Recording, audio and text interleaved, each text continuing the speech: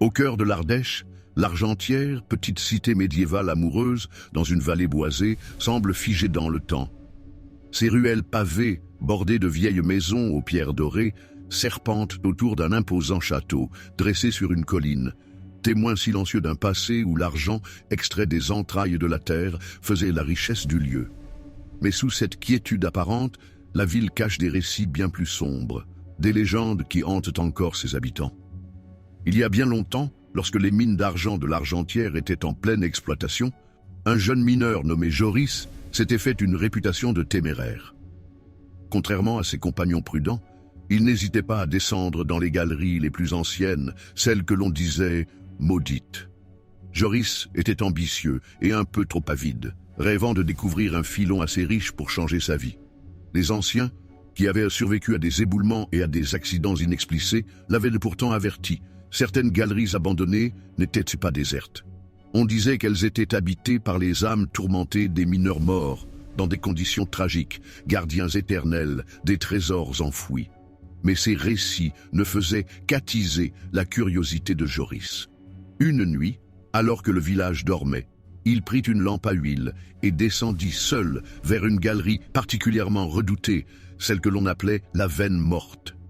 Elle portait ce nom car des années auparavant, un éboulement avait enseveli 10 mineurs qui creusaient un fil d'argent pur. Leur corps n'avait jamais été retrouvé et depuis, une rumeur persistante, ceux qui s'y aventuraient entendaient des voix, ressentaient des présences. Le silence de la nuit enveloppait le village lorsque Joris atteignait l'entrée de la galerie. Il inspire profondément, réprimant un frisson. Sa lampe vacilla légèrement sous le souffle d'un vent glacial venu de l'intérieur, comme si la montagne expirait doucement. Malgré un sentiment d'inquiétude qu'il n'osait pas s'avouer, Joris entra. À mesure qu'il s'enfonçait dans les ténèbres, le couloir semblait se rétrécir, les murs se rapprochant doucement comme une pince prête à se refermer. Le bruit de ses pas résonnait contre les parois humides, mais bientôt un autre son se mêla au sien. Un murmure à peine audible, comme un souffle, juste hors de portée de compréhension. Joris s'arrêta, scrutant les ombres autour de lui.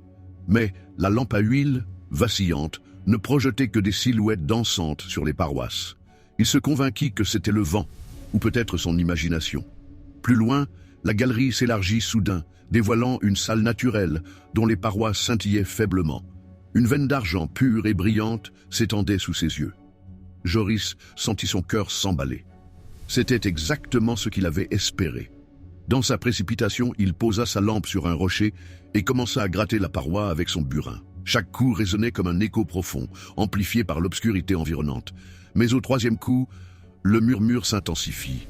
Ce n'était plus un soufflet, c'était une voix.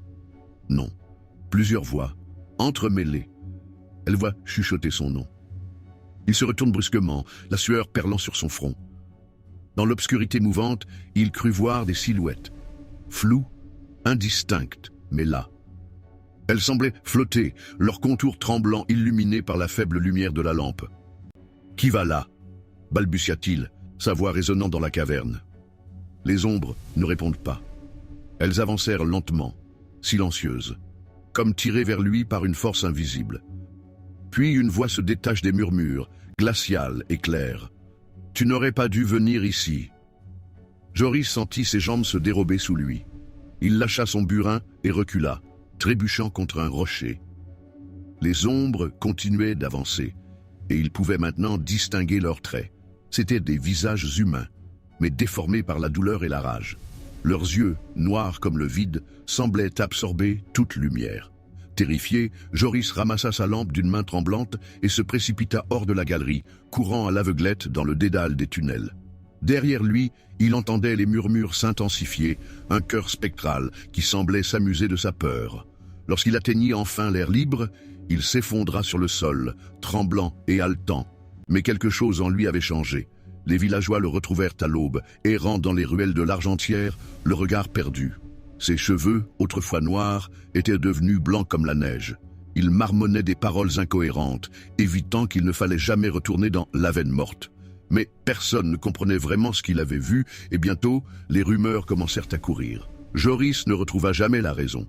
Quelques jours plus tard, sur la trouvaille morte au pied du château, le regard figé vers le ciel. Certains disaient qu'il s'était suicidé, d'autres qu'il avait été emporté par une malédiction. Depuis, plus personne n'osa s'aventurer dans les galeries abandonnées. Mais les habitants de l'Argentière affirment qu'il arrive encore, les nuits de vent, d'entendre des murmures étranges près des entrées des anciennes mines. Certains jurent même avoir vu une silhouette, pâle et décharnée, rôder près du château, comme un avertissement silencieux. Et si vous trouvez un jour à l'Argentière, sous la clarté trompeuse de la lune, prenez garde aux ombres qui glissent entre les pierres anciennes.